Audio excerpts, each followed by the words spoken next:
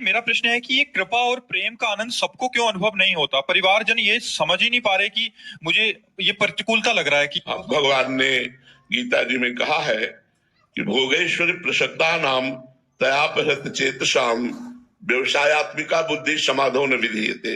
जिसकी बुद्धि भोग में लगी हुई है, ऐश्वर्य मान प्रतिष्ठा में लगी हुई है, वो भगवान के भजन में नहीं लगती, उनका भगवत प्राप्ति लक्ष्य नहीं बनता।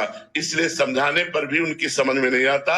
इतनी बात केवल उनको समझ में आती है कि रुपया कैसे बढ़े, हमें भोग सामग्री कैसे मिले, इतनी मांग होती है। उसी मांग के लिए वो पूजा भी कर सकते हैं, लेकिन उनको भगवत प्राप्ति, परमानंद की प्राप्ति या मोक्ष प्राप्ति आदि का कोई संकल्प नहीं रहता, कोई उद्देश्य नहीं रहता। कारण है भोग और ऐश्वर्य के द्वारा उनके चित्त का अपहरण कर लिया गया है। जो भोग और ऐश्वर्य का गुलाम बन चुका है वो भगवत प्राप्ति का लक्ष्य नहीं कर सकता। यदि उसे भी सत्संग मिल जाए और वो लक्ष्य बना ले तो भोग और ऐश्वर्य को परास्त करके भगवान की प्राप्ति कर सकता है। तो प्रायः लोग भोग और ऐश्वर्य में लगे हुए हैं, इसलिए चित्त वृत्ति भगवान में नहीं लग रही। वैसे भगवान की तो सब पर बराबर दया है, बराबर कृपा है।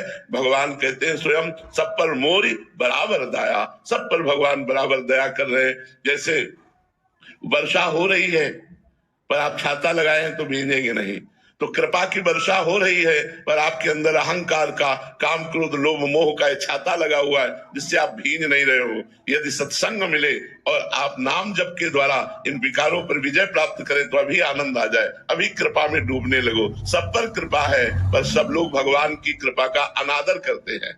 सब भगवान कृपा करके साधु संग दिए, ये दुर्लभ बात है।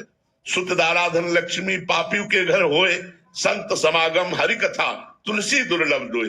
गोस्वामी तुलसीदास जी महाराज कह रहे संत समागम हरि कथा ये दुर्लभ वस्तु है। सुतदाराधन लक्ष्मी पापियों के घर हो, पापी के पास भी ये सब मिलेगा, लेकिन संत समागम हरि कथा, संत समागम हरि कथा क्या करती है? विषय राग को मिटाकर भगवान से अनुराग करा देती है। विषय राग के कारण लोग भगवान की तरफ नहीं चल पाते।